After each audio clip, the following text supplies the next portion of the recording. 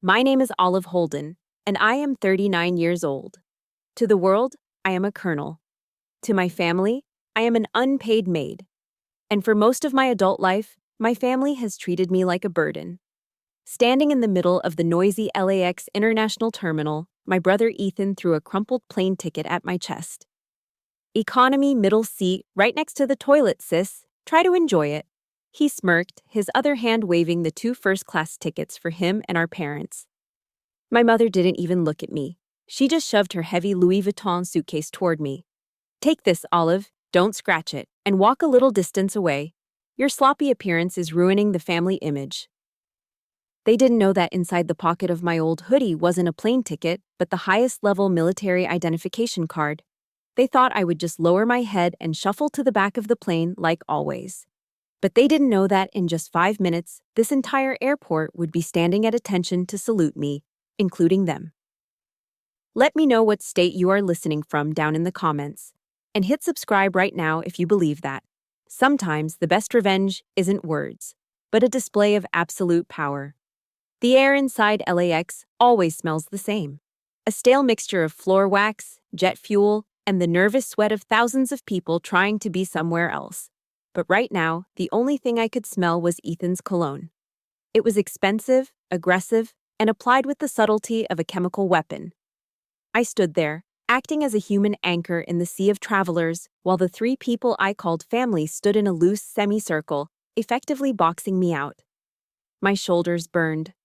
I was currently holding 3 large suitcases, my father's hard-shell Samsonite, my mother's precious Louis Vuitton roller, and my own battered duffel bag. Ethan, my 34-year-old baby brother, wasn't holding anything except his iPhone 15 Pro. He was wearing sunglasses indoors. Not because the terminal was bright, but because he thought it made him look important. He was tapping furiously on the screen, his thumb hovering over the post button on Facebook. And posted, Ethan announced, flashing a grin that showed too many teeth. Tagged us at the first-class lounge check-in. Got to let the network know the Holdens are traveling in style. I shifted the weight of the bags, feeling the straps dig into my calloused palms. I craned my neck slightly to see the screen he was showing to Mom. It was a selfie of the 3 of them, Ethan, Mom, and Dad, beaming with their polished veneers. I was standing right next to them when he took it, but in the photo, I was gone, cropped out, erased. Nice picture, I said, my voice dry. Ethan glanced at me over the rim of his sunglasses, his eyes scanning me from head to toe with performative disgust. Yeah, well, I couldn't exactly leave you in the frame, could I, Olive? Look at you. He gestured vaguely at my outfit. I was wearing a pair of faded Levi's that had seen better days and a gray zip-up hoodie I'd bought at Target for $20. My hair was pulled back in a severe, no-nonsense ponytail. It was practical, it was comfortable, and to Ethan, it was a crime against humanity. You look like you're heading to Home Depot to fix a toilet, Ethan sneered. Or like you're about to ask me for spare change. Seriously, Olive, it's embarrassing. We're going to Hawaii, not a homeless shelter. My father, Frank, chimed in. He was adjusting his silk tie, checking his reflection in the glass of the departure board. Leave her alone, son. You know your sister never had the knack for presentation. She's rugged. Like a man. He laughed, a short, dismissive bark of a sound. It's a lost cause. I didn't flinch. I didn't defend myself. Years of training had taught me discipline, but years of living with them had taught me something even more valuable. Silence is a shield. If I told them that these rugged hands had dismantled explosives in Syria, or that this homeless look allowed me to blend into crowds where a man in a silk tie would be a target, they wouldn't understand. They would just ask why I didn't get paid more. Move it, Olive, my mother, Margaret, snapped, snapping her fingers near my face. The priority line is moving. I hefted the bags again, trudging behind them like a pack mule. The crowd was dense today. A businessman in a hurry, distracted by his watch, collided hard with my mother's shoulder. She stumbled slightly, though she didn't fall. Hey, watch it, Mom shrieked, clutching her pearls. The man muttered a quick apology and disappeared into the throng. Mom spun around, her face twisted in a snarl, targeting the only person she ever held accountable. Me. "What are you doing standing there like a statue?" she hissed, her voice cutting through the ambient noise of the terminal. "Why didn't you block him? You're big enough. You saw him coming." "I have 3 suitcases in my hands, Mother," I said, my voice steady, betraying none of the heat rising in my chest. "Excuses," she spat. "Always excuses with you. You're just useless. I don't know why we even paid for your ticket." Paid for my ticket. The irony was so thick I could taste it. I wanted to laugh. I wanted to scream that the only reason they weren't drowning in debt from Dad's heart surgery was because of my money. But I didn't. Instead, I looked down at the boarding pass Ethan had thrown at me earlier. I smoothed out the crinkles against my jeans. Seat 37B, economy, middle seat, back of the plane, right next to the lavatory. I could feel the familiar burn of humiliation, the old sting of being the spare part in the Holden machinery. But then a different voice cut through the noise in my head. It wasn't my mother's shrill complaints or Ethan's mocking laughter. It was a voice forged in mud, sweat, and freezing water. "Callous your mind," I thought, reciting the philosophy I lived by. "They don't know who you are, and they don't deserve to know." I looked at my family, my mother dusting off her imaginary injuries, my father checking his watch impatiently, my brother preening for his invisible online audience. They looked shiny. They looked successful. But they were soft. They broke under the slightest pressure. I touched the pocket of my hoodie. I could feel the hard plastic edge of my CAC, my common access card with the gold chip. It was heavy with authority.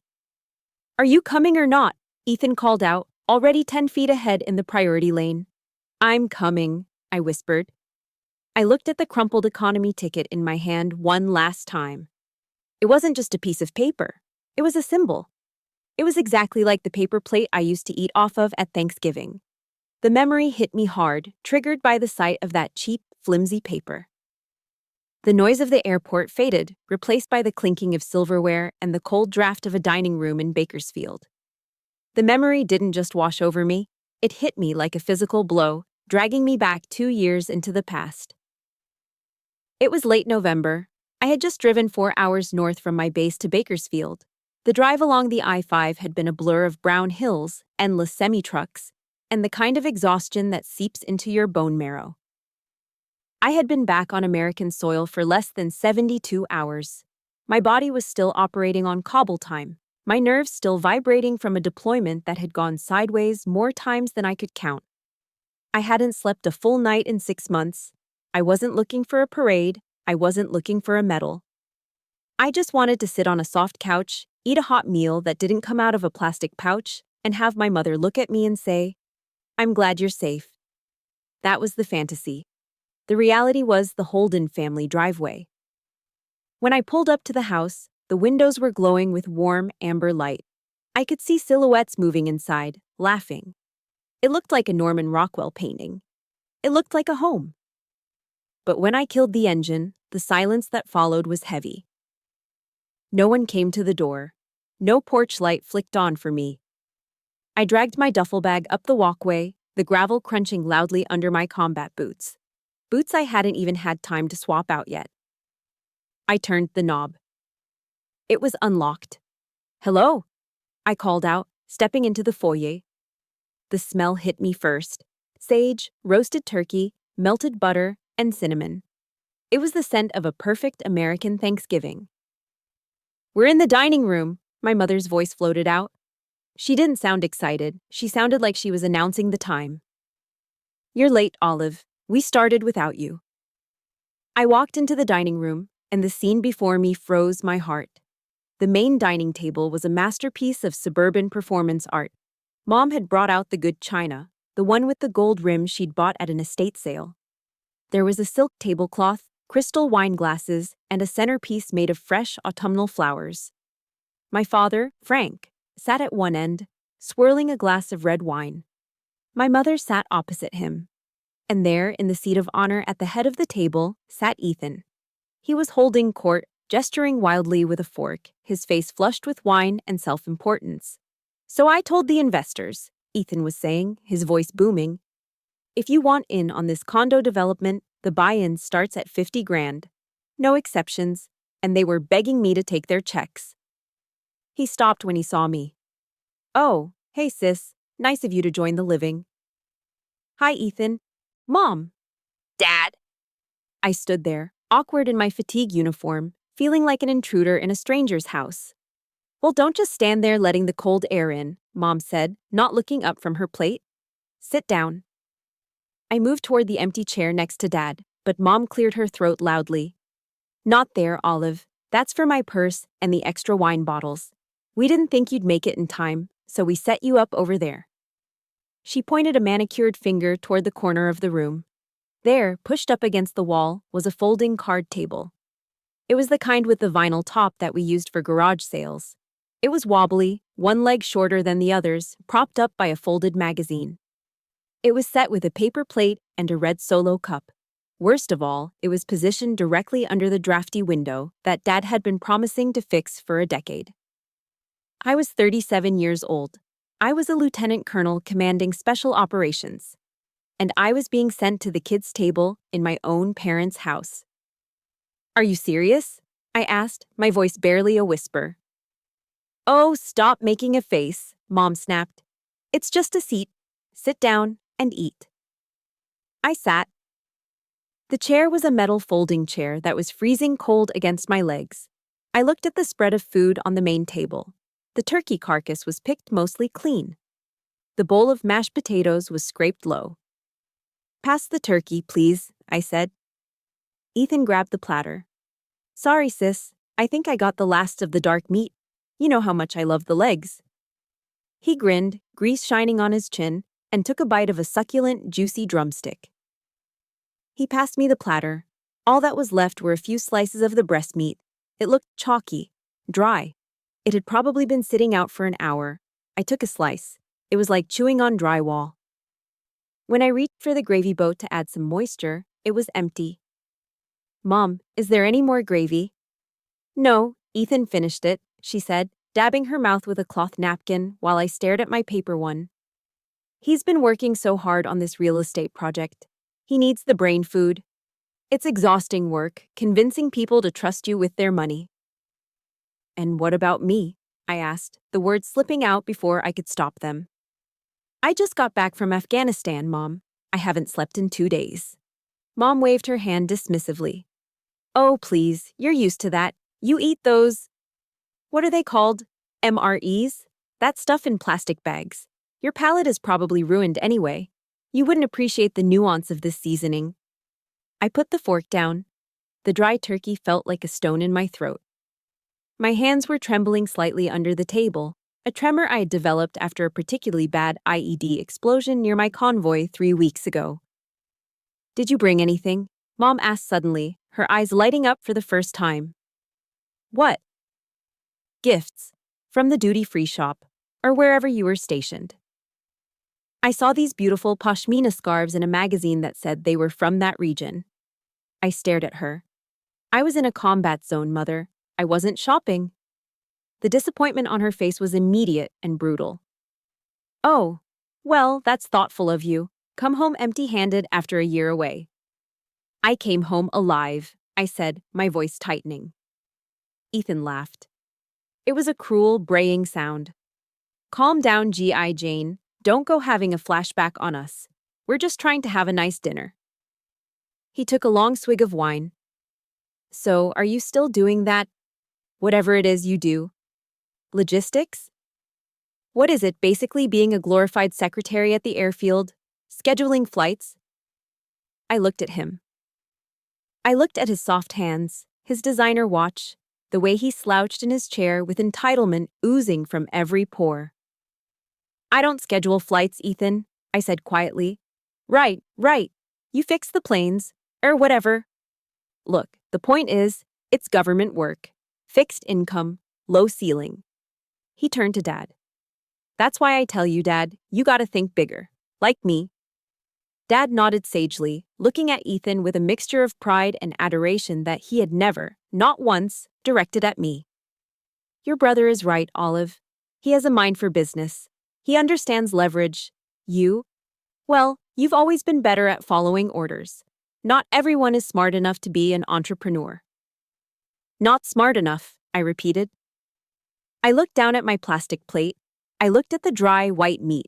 I thought about the bank transfer I made every single month.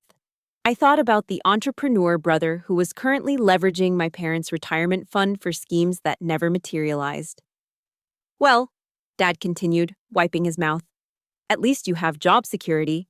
It's steady, keeps you out of trouble. They talked over me for the rest of the meal. They talked about neighbors I didn't know, TV shows I hadn't seen, and vacations they were planning to take. I sat at the wobbly card table, the wind from the window chilling the sweat on my back, eating cold potatoes.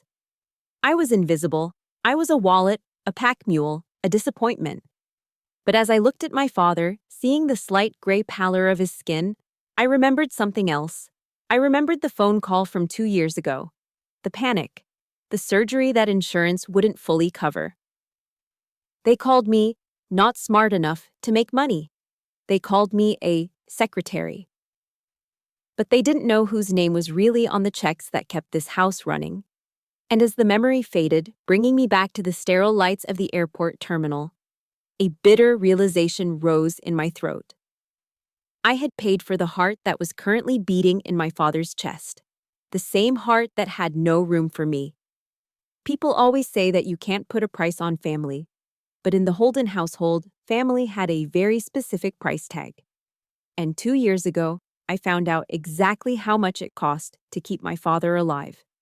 It was a Tuesday when Dad's chest tightened like a vice. The doctors called it a widowmaker heart attack, massive blockage, immediate danger. By the time I got the call via a satellite phone in a dusty command tent in Syria, he was already being wheeled into surgery for an emergency triple bypass. I was 7,000 miles away. I couldn't hold his hand. I couldn't drive Mom to the hospital. But I could do the one thing I was always good for. I could pay. See, my parents' health insurance was like their lifestyle, flashy on the surface, but full of holes underneath. They had a high-deductible plan that barely covered a routine checkup, let alone open-heart surgery. And the specialized cardiac surgeon? He was out of network. The hospital wanted a massive deposit to proceed with the best care options, or they were going to stabilize him and transfer him to a lower-tier county facility. That wasn't an option. Not for Frank Holden. Image was everything. While I was frantically coordinating with the hospital billing department over a choppy connection, my brother Ethan was busy too. He was on Facebook. I saw the screenshots later. Ethan had posted a photo of Dad intubated in the ICU, a violation of privacy that made my stomach turn, with a long, tear-jerking caption about his hero fighting for life. And at the bottom of the post, there was a link, a GoFundMe page. Help the Holdens' heart heal, it said. Goal, $20,000. The donations poured in. Friends, neighbors, distant cousins, they all chipped in, moved by Ethan's poetic plea for help. But the hospital billing department never saw a dime of that GoFundMe money. We need the wire transfer within 24 hours, Ms. Holden, the billing administrator told me, her voice devoid of sympathy. Or we can't guarantee the private recovery suite. I didn't hesitate. I logged into my USAA military banking app. I looked at the balance I had been building for 5 years. It wasn't just savings, it was my hazard pay. Every dollar in that account represented a day I'd woken up in a combat zone not knowing if I'd go to sleep that night. It was blood money. It was supposed to be my down payment on a small house, a quiet life, maybe a dog. I typed in the numbers, $50,000. I hit transfer. My savings evaporated in a single click. Gone. Sent to a hospital in California to save a man who had just told me I wasn't smart enough to be an entrepreneur. A week later, I managed to get emergency leave. I flew straight to the hospital. When I walked into the recovery room, the air smelled of antiseptic and expensive floral arrangements. Dad was sitting up, pale but smiling.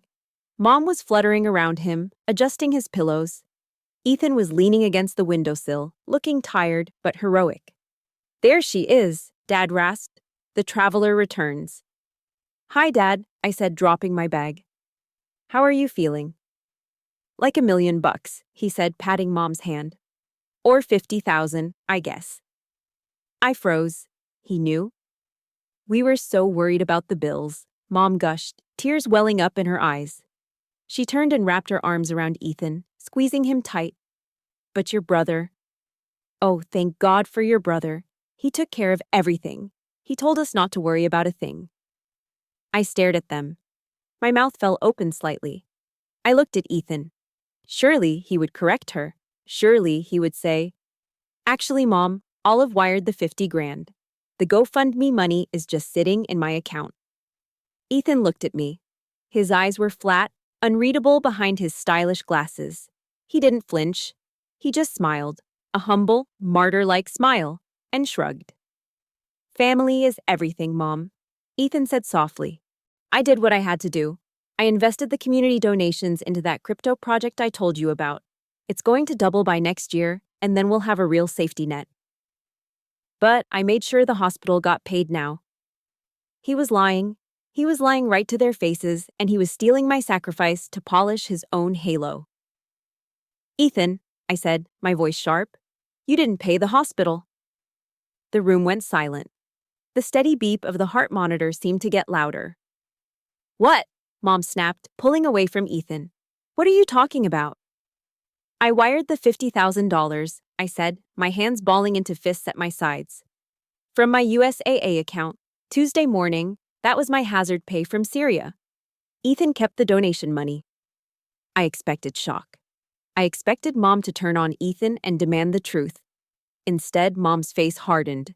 She looked at me with a mixture of annoyance and disappointment. "Olive, stop it," she hissed. "Stop what? Telling the truth?" "Stop keeping score," she said, waving her hand as if swatting away a fly. "This is not the time to be petty. Your father just had heart surgery. Who cares which account the money came from? It's all family money in the end." She stepped between me and Ethan, physically shielding him from my accusation. "Your brother stepped up. He organized the community. He was here. You were halfway around the world playing soldier. Don't come in here and try to tarnish his moment just because you're jealous." Jealous. The word hung in the air like toxic smoke. I had drained my life savings to save her husband, and she was calling me jealous of the son who was currently embezzling charity funds to gamble on cryptocurrency. I looked at Dad. "Dad!" He wouldn't meet my eyes. He just fiddled with the remote control for the TV. "Your mother is right, Olive. Don't cause a scene. We're just glad the bill is paid." That was the moment something inside me fractured. It wasn't a loud break. It was a quiet hairline crack in the foundation of my loyalty. I realized then that to them, I wasn't a person. I was a resource. I was an ATM machine that they could kick when it didn't dispense cash fast enough and ignore when it did. I know I'm not the only one who has felt this sting. If you have ever been the financial backbone of your family while someone else got all the praise, please hit that like button right now. And in the comments, just type, "I paid," so I know I'm not alone in this. I looked at the three of them, the perfect family unit. "Okay," I said quietly. "I won't cause a scene." I walked out of the hospital room. I walked all the way to the parking lot, sat in my rental car, and screamed until my throat tasted like blood. But the worst part wasn't the anger. The worst part was the question that kept echoing in my head, louder than the scream. Why do I still do it? Why do I still send them money every month? I needed to find an answer. And I knew the only place I could think clearly wasn't in this town.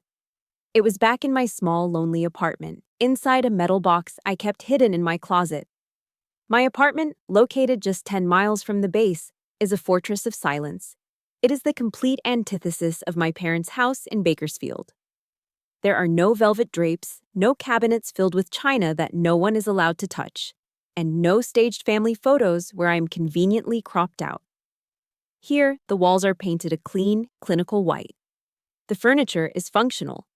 A leather armchair for reading, a simple bed frame, and a desk. The only decoration in the living room is a gym corner that looks more like a torture chamber than a workout space. There are heavy kettlebells, a pull-up bar mounted into the studs of the wall, and a rowing machine that has absorbed gallons of my sweat. On the wall facing the rowing machine, taped up with blue painter's tape, is a poster of David Goggins. His face is streaked with grime, eyes intense, staring right through me. Below him is the quote that gets me out of bed at 04:00 a.m. every single day. When you think you're done, you're only at 40% of your body's capability. This apartment is my sanctuary. It is the only place in the world where I don't have to apologize for taking up space. I walked into the bedroom and knelt down. I reached under the bed and pulled out an old, rusted ammunition box. The metal was cold against my fingertips. I ran my thumb over the latch, feeling the grit that had settled into the grooves. Sand from Iraq, dust from Syria. This box didn't hold bullets. It held something far more volatile. The truth. I popped the latch. Inside were dozens of letters. Some were written on official military stationery, others on the backs of MRE cardboard sleeves or crumpled notebook paper. None of them had stamps. None of them had ever seen the inside of a mailbox. I picked up one from near the bottom of the stack. The paper was yellowing, the ink slightly smeared where a drop of sweat, or maybe a tear, had landed years ago. Dear Mom and Dad, the letter began. Today we lost Jenkins. The Humvee in front of mine hit an IED. The sound was so loud it felt like my teeth shattered. I'm scared. I don't know if I'm going to make it home this time. I just wanted to say I love you. I stared at the words. I remembered writing them by the light of a red tactical flashlight, my hand shaking so hard I could barely hold the pen. I put it down and picked up another, dated 3 years later. Dear Mom, I made Major today. They pinned the gold oak leaf on my collar. My commander said I'm the best logistical strategist he's ever seen. I wish you could have been there. I have never sent these letters. For a long time, I told myself it was because I didn't want to worry them. I told myself I was protecting them from the harsh realities of my world. But that was a lie. I didn't send them because I knew they wouldn't care. I learned that lesson the hard way 5 years ago. I had just been awarded the Bronze Star for meritorious service in a combat zone. It was the proudest moment of my life. I was bursting with it. I needed to share it with someone, anyone. So, I took a picture of the medal, the beautiful bronze star suspended from the red, white, and blue ribbon. And I texted it to my mother. Mom, look. I got the bronze star today. I waited. I stared at my phone for hours, watching the 3 little dots appear and disappear. Finally, her response came through. That's nice, honey. But are you eating enough? You look thin in your profile picture. Also, Ethan's wife just announced she's pregnant again. Maybe you should look at her life and learn what real happiness looks like. A medal won't keep you warm at night. That text message killed something inside me. It wasn't a loud death. It was quiet, like a candle being snuffed out in a storm.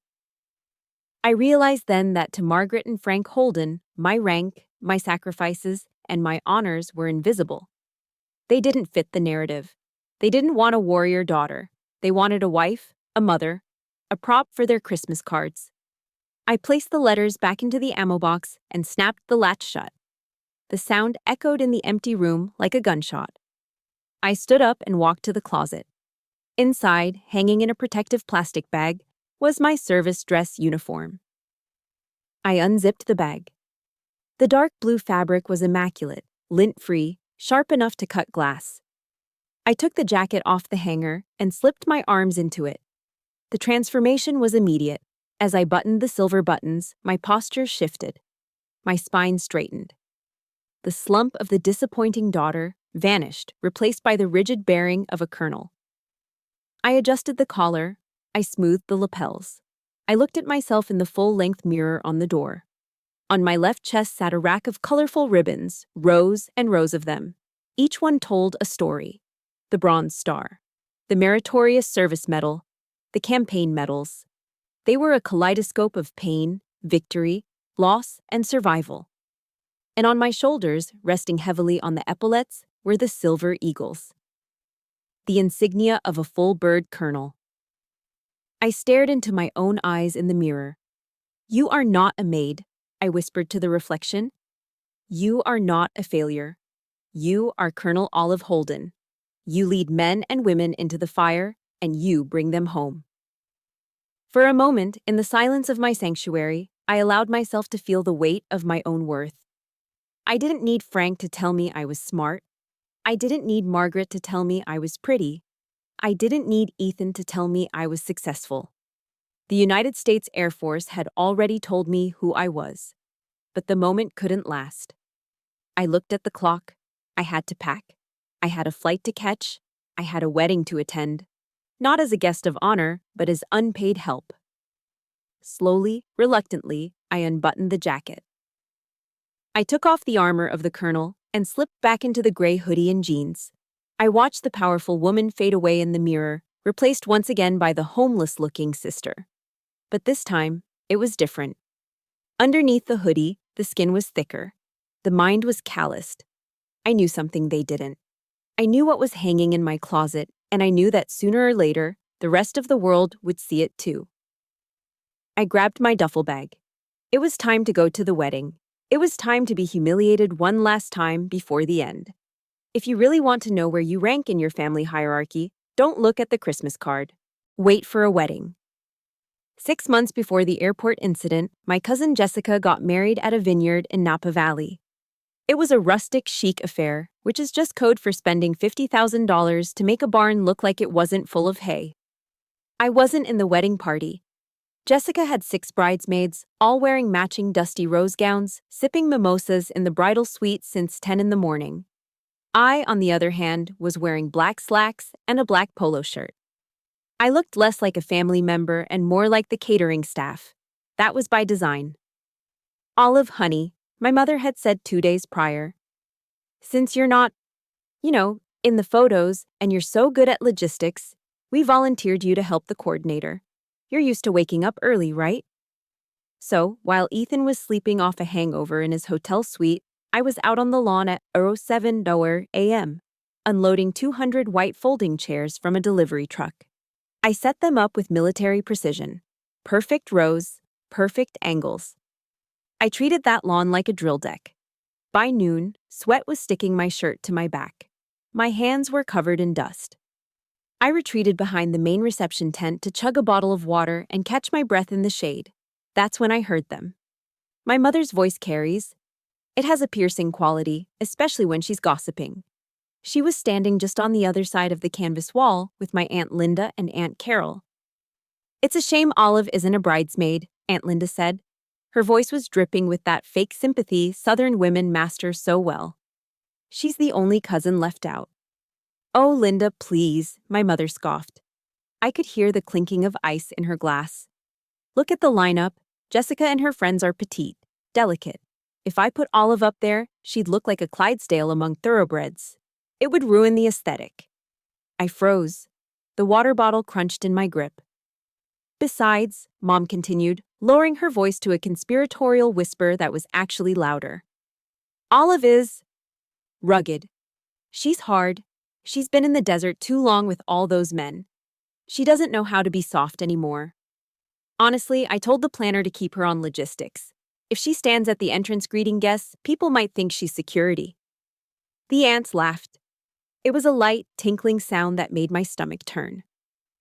I stood there, staring at the white canvas. Rugged, hard, security. I looked at my hands. They were strong hands. They had saved lives. They had built shelters. They had held dying men. But to my mother, they were just ugly tools to be hidden in the back room. I didn't confront them. I didn't storm out.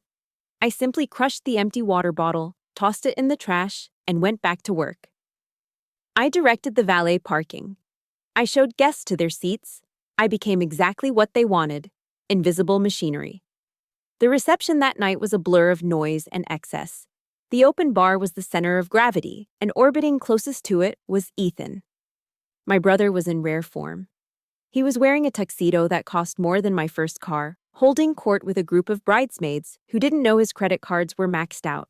He was loud, expansive, and already 3 drinks past his limit. I was standing near the kitchen entrance, making sure the servers had a clear path, when the music softened for the speeches. Ethan, deciding he needed to be part of the moment, stumbled over to where Jessica, the bride, was standing. She looked radiant in a custom Vera Wang gown that shimmered under the string lights. Jess, Ethan slurred, waving a full glass of Cabernet Sauvignon like a conductor's baton. You look expensive. He lunged forward for a hug. He tripped over a microphone cord. It happened in slow motion. The glass left his hand. The dark red liquid arched through the air like a slash of blood. Splash. The silence was instantaneous. The red wine hit Jessica's pristine white bodice and cascaded down the skirt. It looked like a gunshot wound. Jessica gasped, her hands flying to her mouth. The music cut out. 200 guests stared in horror. Ethan scrambled to regain his balance. He looked at the stain, then at the shocked faces. Panic flashed in his eyes. He needed a scapegoat. He needed a fixer. His eyes locked on me in the shadows. Olive, he shouted, his voice cracking with desperate authority. Olive, get over here. Bring a towel. I stepped out of the shadows. Don't just stand there, Ethan yelled, pointing a shaking finger at the stain he had caused. Fix it. You know how to clean up messes. You're used to this menial stuff. Get on your knees and scrub it out before it sets. My mother rushed forward, not to scold Ethan, but to reinforce his command. Olive, hurry, do something. Don't let your brother look bad. The injustice of it hit me so hard I felt dizzy. Don't let him look bad. He had just ruined a $5,000 dress, and I was being ordered to clean it up like a servant because I was the rugged one. I looked at Ethan. He was sweating, pathetic, hiding behind his big sister one more time. I looked at Jessica. She was crying silently, paralyzed. I walked over. Not for Ethan, not for Mom, but for the bride. I grabbed a bottle of club soda from the bar and a clean white napkin. I walked up to Jessica and knelt on the grass. It's okay, I whispered to her. I've got it.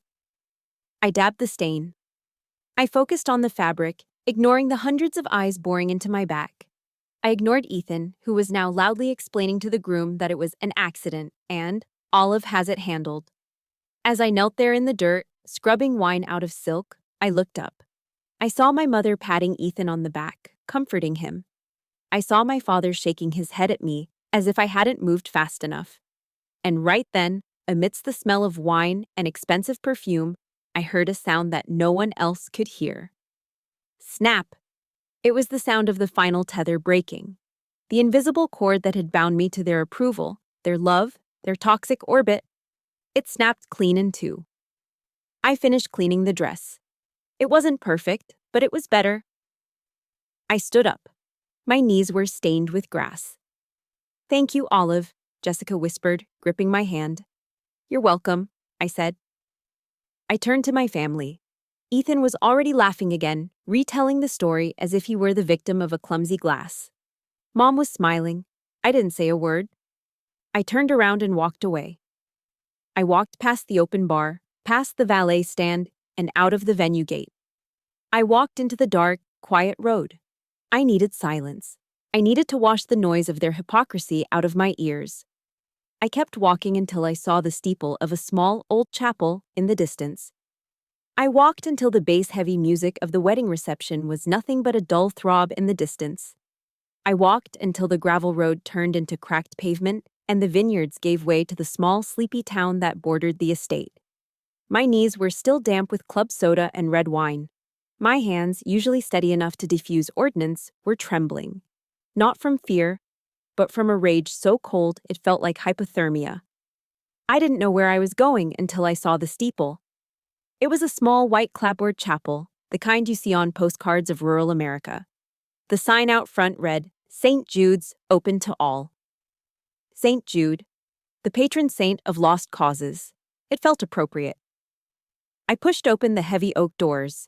The air inside was cool and smelled of beeswax, old hymnals, and silence. It was the kind of silence you can feel pressing against your eardrums. I walked down the center aisle, my sneakers squeaking faintly on the hardwood, and slid into the very last pew. I didn't kneel. I didn't pray. I just sat there, staring at the simple wooden cross at the front of the altar, trying to regulate my breathing. In, out, just like they taught us in SEER school, You sit like you're expecting an ambush, daughter. The voice startled me. It was gravelly, worn down by time, but it had a steel core. I turned. An old man was shuffling out from the sacristy, carrying a polishing rag. He must have been in his 90s. He moved with a heavy limp, leaning on a cane, but his back was ramrod straight. He wore a simple clerical collar, but pinned to his suspenders was a tiny, faded lapel pin. A parachute with wings. I stood up instinctively. I'm sorry, Reverend. I didn't know anyone was here. I can leave. Sit, he commanded. It wasn't a request. It was an order. I sat. He limped over and sat in the pew directly across the aisle from me. He looked me up and down, his watery blue eyes scanning me with a precision I recognized. He wasn't looking at my stained clothes. He was looking at my posture, the set of my jaw, the way my hands rested ready on my knees. Army, he asked. Air Force, sir, I replied. Special tactics. He nodded slowly, a small smile touching his thin lips. 82nd Airborne, Normandy, 1944. I know a soldier when I see one. We carry the weight differently than civilians. He leaned forward, resting his chin on his cane. So, Colonel, I'm guessing you're an officer by the way you hold your head? Why are you sitting in my church looking like you just lost a war? I looked away. I wanted to tell him it was nothing. I wanted to say it was just family drama. But something about his gaze, forged in a war 70 years ago, made lying impossible. I feel like I'm fighting on the wrong side, I whispered. I give them everything. My money, my time, my dignity. And they look at me like I'm nothing. Like I'm a servant. The old pastor nodded, as if he had heard this story 1,000 times before. Family? Yes. And let me guess, he rasped. You think if you just serve them a little more, if you just sacrifice a little more, they'll finally see you? They'll finally salute you? I just want them to respect me, I said, my voice cracking. I command respect from generals. Why can't I get it from my own brother? The old man sighed. He pointed a gnarled finger at the Bible resting on the pew between us. Open it, he said. Matthew, chapter 13, verse 57. I hesitated, then reached for the book. The pages were thin and crinkled. I found the verse. A prophet is not without honor, save in his own country and in his own house. I read it twice. The words seemed to vibrate on the page. Do you know what that means, soldier? The pastor asked softly. I shook my head. It means that the people who watched you grow up, who changed your diapers, who knew you before you became who you are, they are often the last ones to see your greatness, he said. His voice grew stronger, filling the empty space. To the world, you are a lion, a warrior, a protector. But to your own house, you are just Olive. You are familiar. And familiarity breeds contempt. He tapped his cane on the floor for emphasis. God gave you the heart of a lion, daughter. He gave you claws and teeth and a roar that can shake the mountains. So why, in God's name, do you keep insisting on living like a mouse just to please a clouder of house cats? A mouse among house cats. The image hit me hard. That's exactly what I'd been doing. I'd been shrinking myself. I'd been dimming my light so it wouldn't shine too brightly in Ethan's eyes. I'd been accepting the scraps from the table because I was afraid of losing my seat at it. I thought it was my duty, I said. They're my blood. Blood is biology, the old man said, standing up with a groan. Loyalty is a choice. Respect is earned. And if they cannot respect the colonel, they do not deserve the sister. He looked at me one last time. Stop waiting for them to give you honor. They don't have it to give. You have to take it. He turned and limped back toward the altar, disappearing into the shadows, leaving me alone with the silence. But the silence wasn't heavy anymore. It was clarifying. I sat there for a long time, watching the dust motes dance in the light of the stained glass window. The numbness that had paralyzed me at the wedding was gone. The sadness was gone. In its place was something cold, hard, and incredibly sharp. I realized I had been fighting the wrong battle. I had been trying to win their love through submission. But you don't negotiate with terrorists, And you don't beg for respect from narcissists. I thought about the upcoming family trip to Hawaii. Ethan had booked it, using my credit card points, of course, as a healing retreat for the family. I'd been dreading it. I'd planned to go along, carry the bags, pay for the dinners, and smile while they insulted me. No more. I know so many of you listening right now have felt this exact moment. That moment when you realize you've been lighting yourself on fire just to keep others warm. If you are done being the mouse in your family, I need you to hit that like button right now. And in the comments, I want you to write just one word: respect. Let's show the world that we are done begging for what we deserve. I stood up. My legs felt strong. I wasn't going to cancel the Hawaii trip. Oh no, I was going to go. But I wasn't going as Olive the maid. I wasn't going as Olive the sister. I was going as Colonel Holden. I was going to give them exactly what they wanted: a family vacation they would never, ever forget.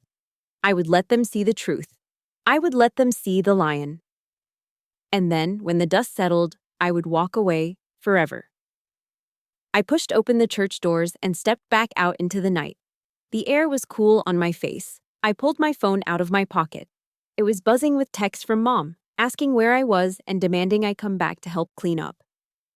I deleted the thread. I had a mission to plan. The smell of beeswax and the silence of the old chapel evaporated, replaced instantly by the sensory assault of Los Angeles International Airport. I was back in the present, back in the noise, back in the nightmare.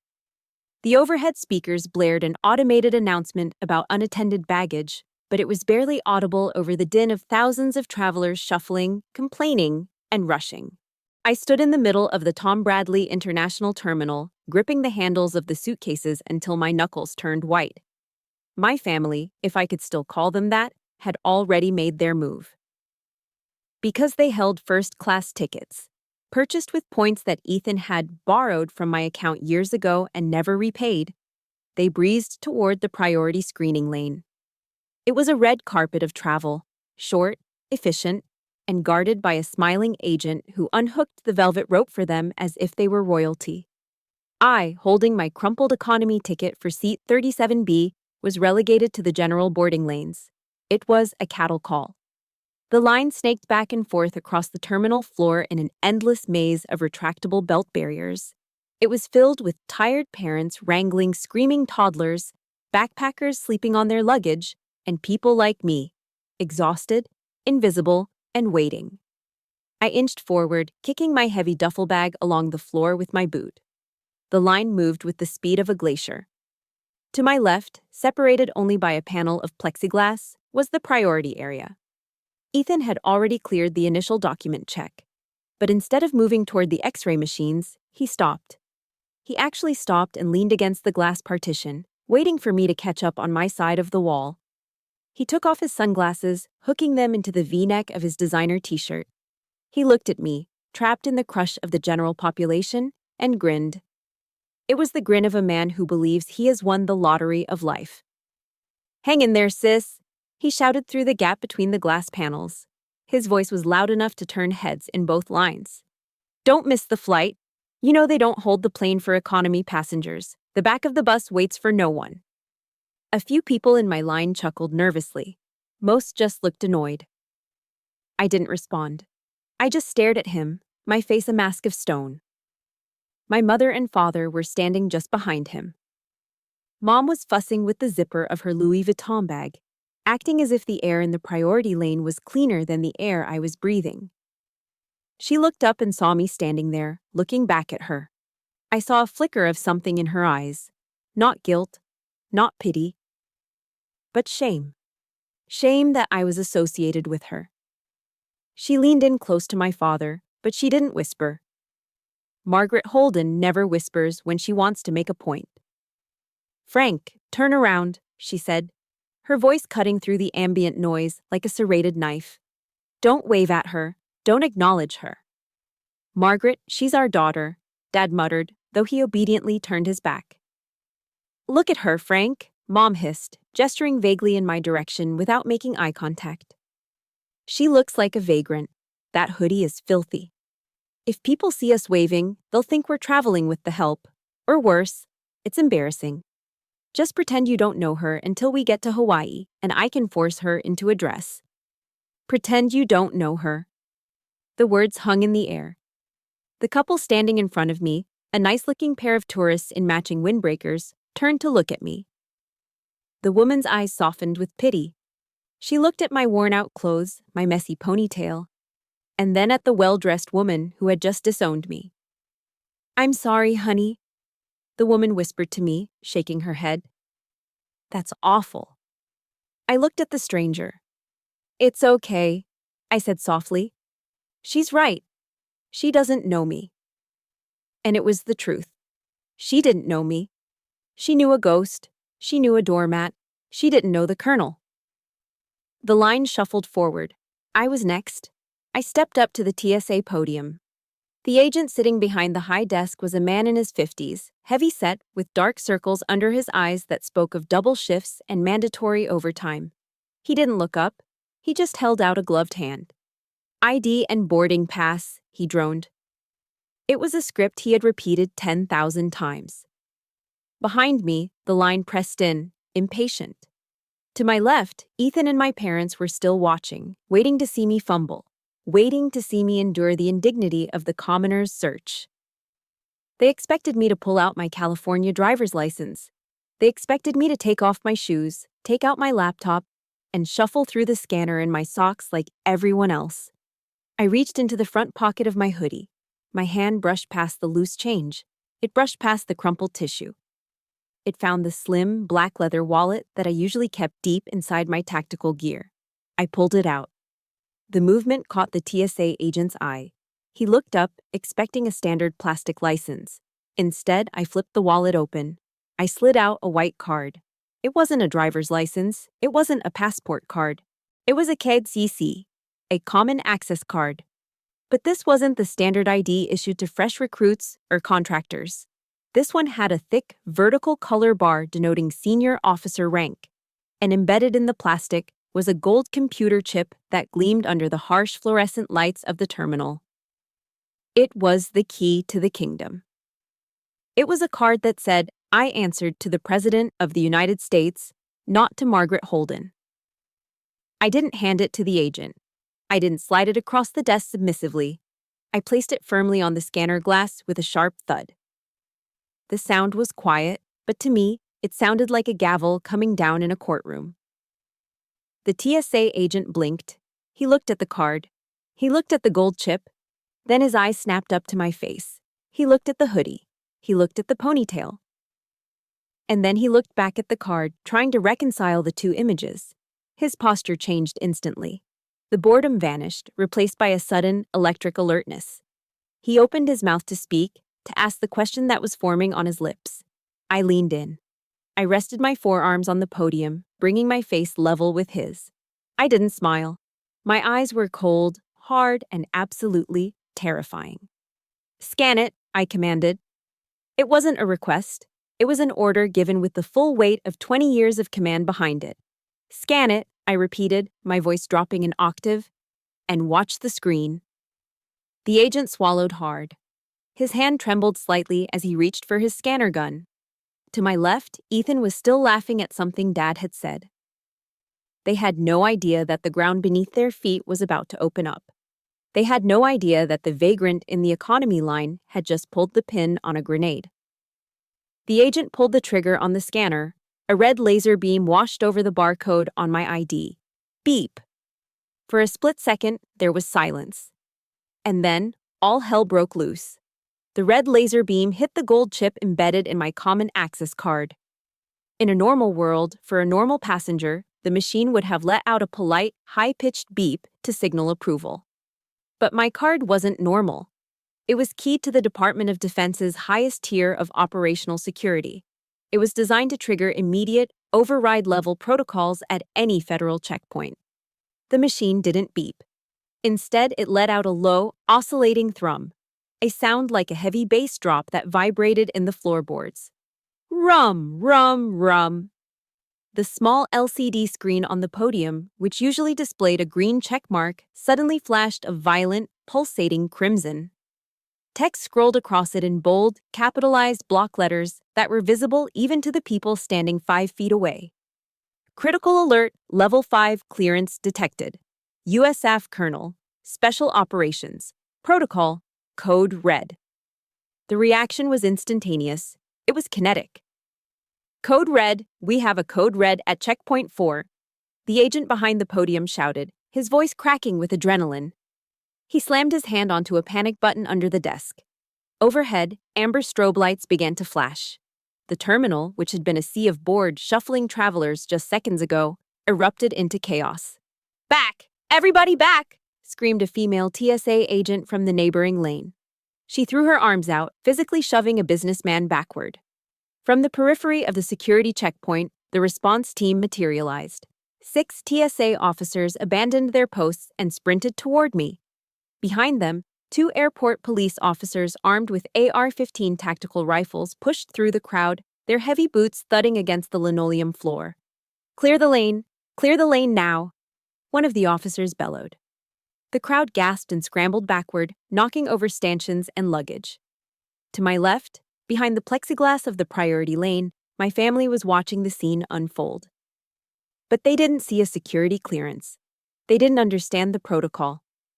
They only saw the flashing red lights, the shouting agents, and the guns rushing toward their vagrant daughter. Ethan's face went white.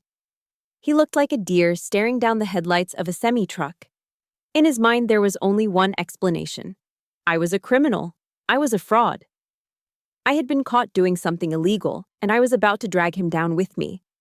"She's crazy!" Ethan shrieked, his voice shrill and panicked. "I don't know her. I swear, officer, I don't know her." He backed away so fast that he tripped over his own feet. The venti Starbucks latte in his hand, an iced caramel macchiato that cost $7, went flying. Smash! The plastic cup hit the floor. Coffee, milk, and ice cubes exploded across the pristine tiles of the priority lane, splattering onto my mother's Louis Vuitton bag. "Ethan!" Mom screamed, but she wasn't looking at the mess. She was looking at the police officers who were now surrounding me. She grabbed Dad's arm and pulled him back. "Frank, don't look. She must have a bomb, or drugs. Oh my God, the scandal." I stood in the center of the storm. I didn't move. I didn't flinch. I kept my hands visible, resting on the podium, perfectly calm. I was the eye of the hurricane. The armed officers formed a perimeter around me, facing outward, pushing the crowd back to create a 20-foot buffer zone. They weren't arresting me. They were securing the asset. Then the crowd parted. A man walked through the chaos. He was massive, wearing a white shirt with 3 gold bars on the shoulder boards, the lead TSA supervisor. He moved with a purpose that silenced the room. He walked straight past the trembling agent at the podium. He walked straight past the armed guards. He stopped 2 feet in front of me. The terminal went deathly silent. Even the crying babies seemed to hold their breath.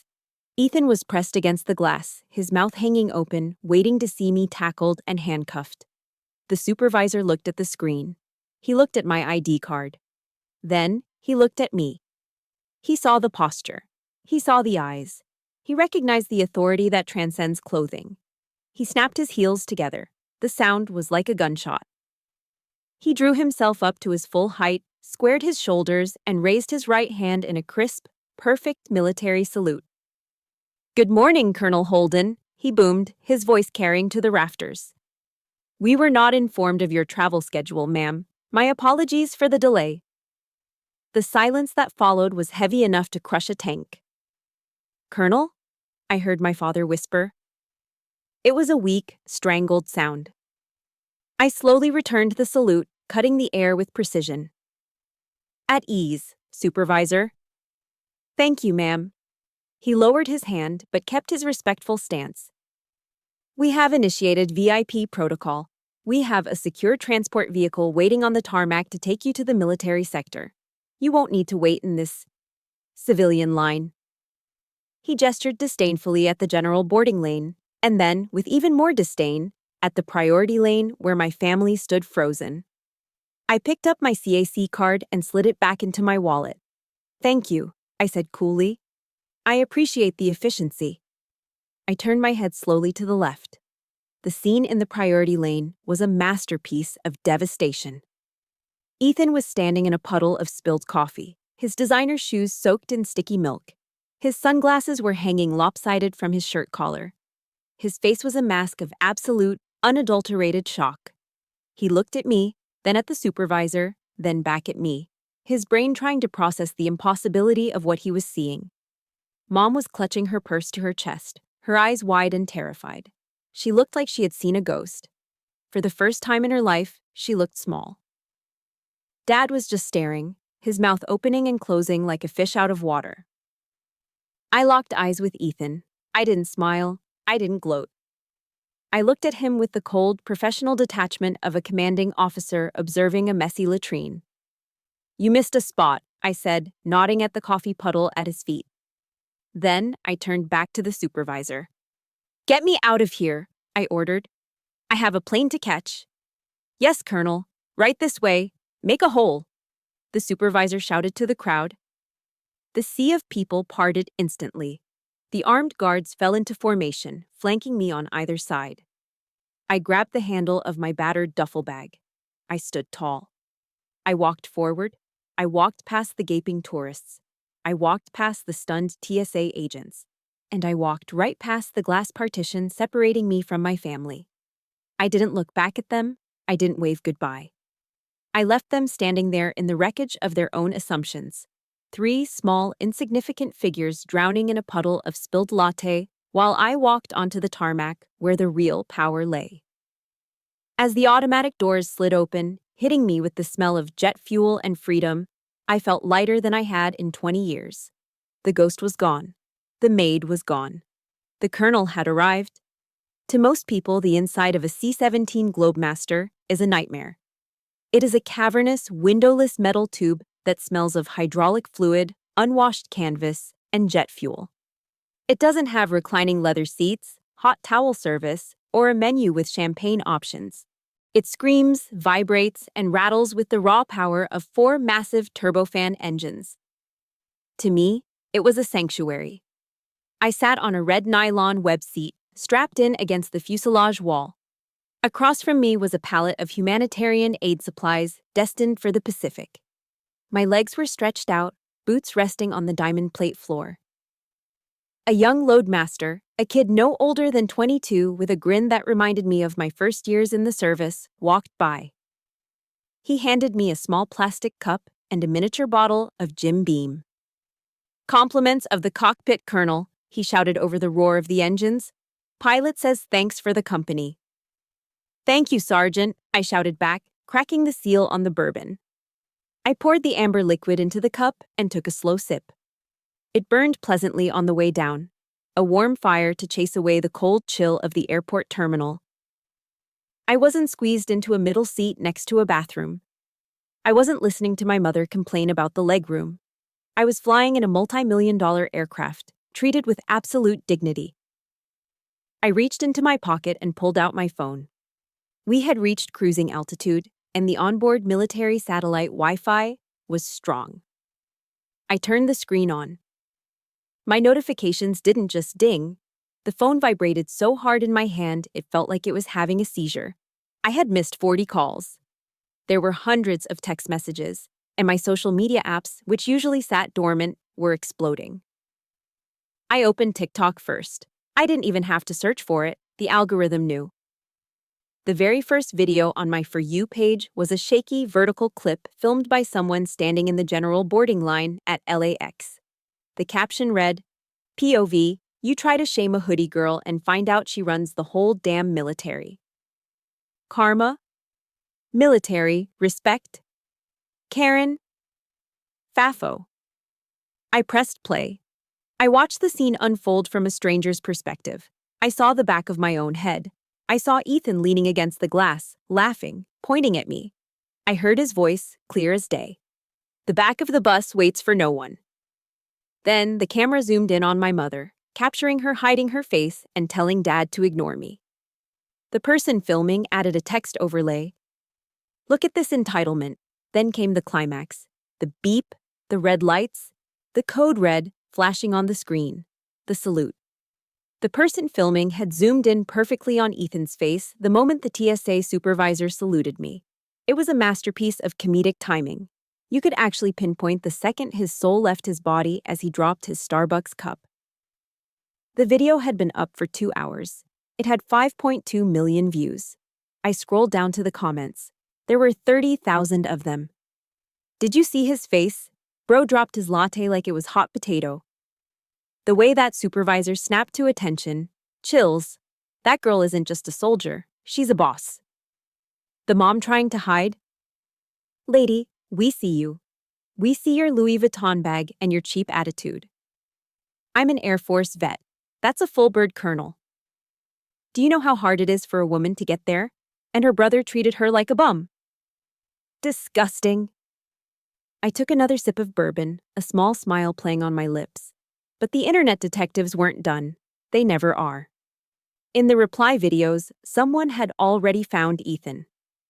Update on the latte guy, a user named Itish Internet Sleuth posted. His name is Ethan Holden. He claims to be a real estate mogul in Bakersfield. I looked up his LLC. It's a shell company for a multi-level marketing crypto scam. He has 3 lawsuits pending for unpaid contractor fees. Also, his investors are mostly just his parents' retirement fund. I switched over to Yelp. I searched for Holden Realty Group. Before today, Ethan had a 4.5-star rating, mostly from fake accounts he created himself. Now, it was a solid 1-star wasteland. Owner yells at veterans at airports, "Do not trust this man with your money." Scammer, liar, disrespectful. If he treats his own sister like that, imagine how he treats tenants. His brand, the one thing Ethan valued more than oxygen, was incinerated. He was canceled. In the span of a 2-hour flight, his golden boy image had been dragged through the digital mud, stomped on, and set on fire. My phone buzzed again. Text messages were pouring in like mortar fire. I opened the thread from Mom. "Olive, what have you done? People are staring at us in the first-class cabin. The flight attendant was whispering about us. Why didn't you tell them to upgrade us? You have a private plane. You left your mother to be humiliated." I scrolled past it. Not a word about my rank. Not a word about the apology I deserved. Just more demands. Just more me, me, me. Then, the text from Ethan. "Take it down. Now." "Olive, I'm serious. Call your TSA friends. Tell them to scrub the video. My phone won't stop ringing. Investors are pulling out. You are ruining my life. I'm going to sue you. You set me up. You wore that hoodie on purpose. Answer me, you butt. I read the last message. You wore that hoodie on purpose. He was right. I did. But not for the trap. I wore it because it was comfortable. He was the one who built the trap out of his own arrogance. I just let him walk into it. I looked out the small porthole window. Below me, the Pacific Ocean was a vast, endless sheet of blue. We were approaching Hawaii. The islands were out there somewhere, waiting. I looked at the phone one last time. Ethan was typing again. The little bubbles were dancing, promising more venom, more excuses, more gaslighting. I didn't block him. Blocking him would be a reaction. It would show emotion. Instead, I pressed the power button on the side of the phone. I held it down. Slide 2, power off. I swiped my thumb across the screen. The digital chaos, the screaming texts, the viral fame, the family drama. It all swirled into a tiny white dot in the center of the black glass, and then vanished. The screen went dark. I tossed the phone into my duffel bag and zipped it shut. I took the last sip of my bourbon, feeling the warmth spread through my chest. The noise of the engines was loud, deafening even, but inside my head it had never been quieter. They were in a metal tube somewhere behind me, trapped with their anger and their shrinking world. I was flying ahead, toward the sun. I closed my eyes and leaned my head back against the cargo netting. I slept soundly for the rest of the flight, the first dreamless sleep I had enjoyed in years. The sun was beginning its slow, golden descent into the Pacific Ocean, painting the sky over Waikiki Beach in bruised shades of purple and burnt orange. I was sitting at a high-top table at an open-air bar, The kind where the floor is made of sand and a guy in the corner is playing a slack key guitar cover of Over the Rainbow. In front of me sat a Mai Tai. It was the expensive kind. Fresh pineapple juice, dark rum floating on top, a wedge of lime on the rim, and a little paper umbrella that bobbed in the trade winds. It was the first drink I'd ordered in 20 years that I didn't feel guilty about buying. I took a sip, letting the sweetness mix with the bite of the alcohol.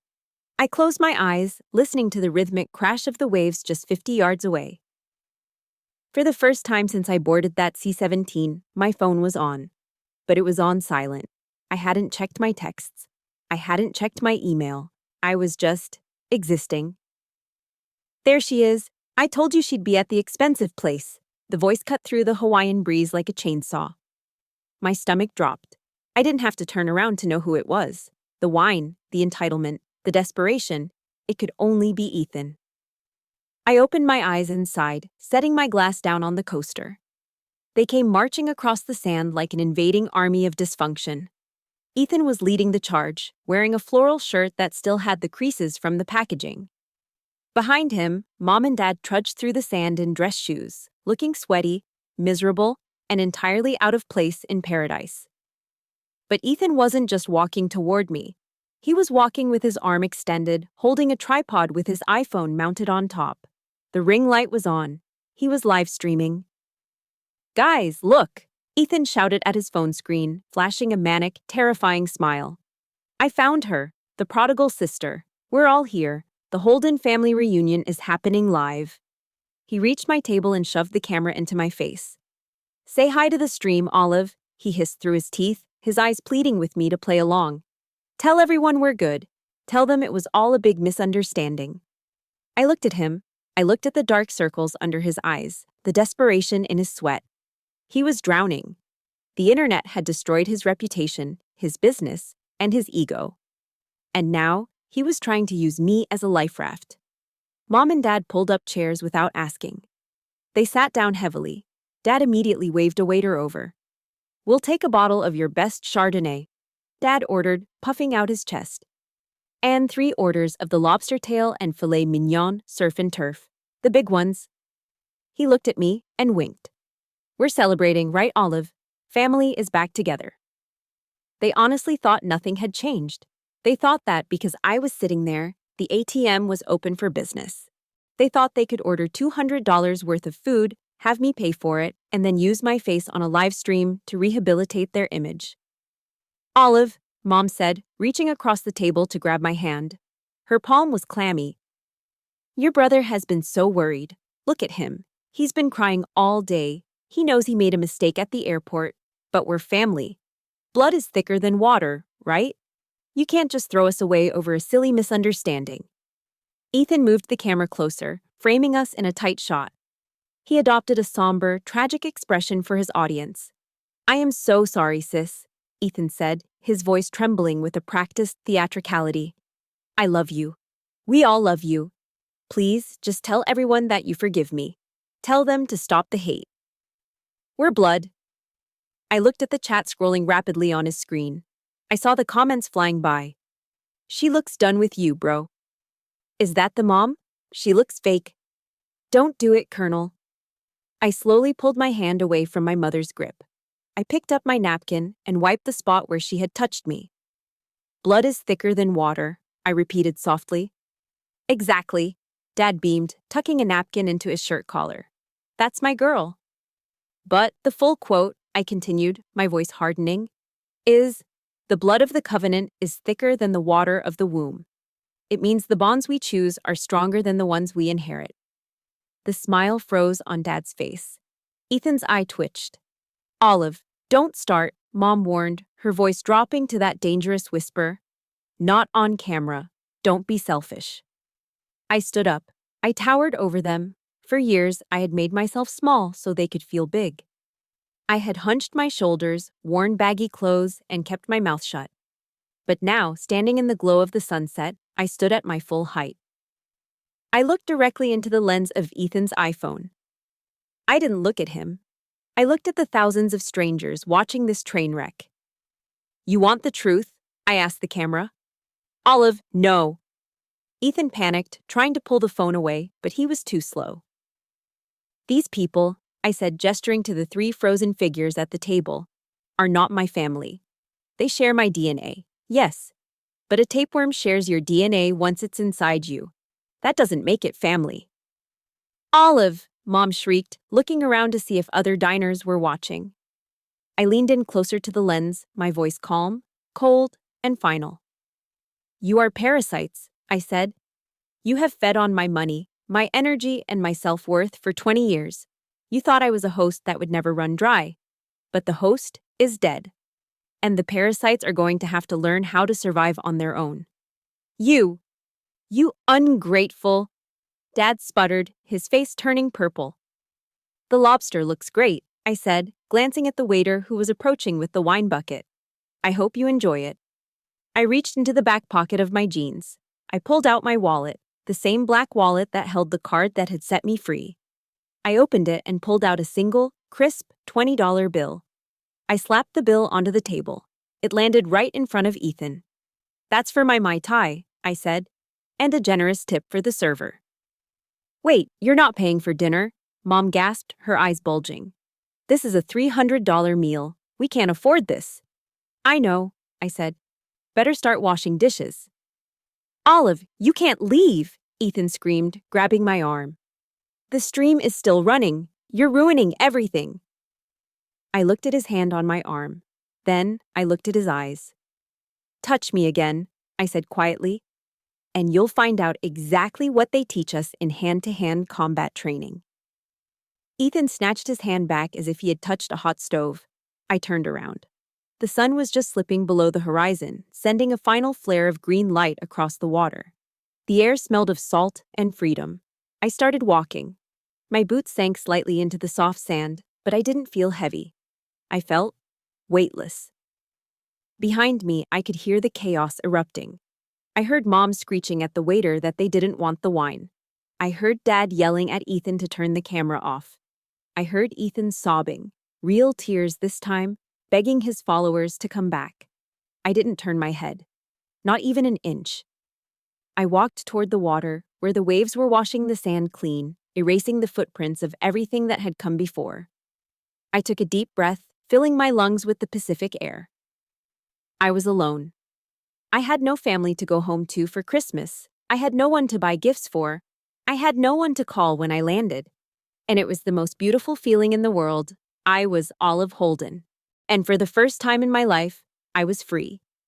Walking away from my family in Hawaii was the hardest mission I ever executed, but it was also the most necessary.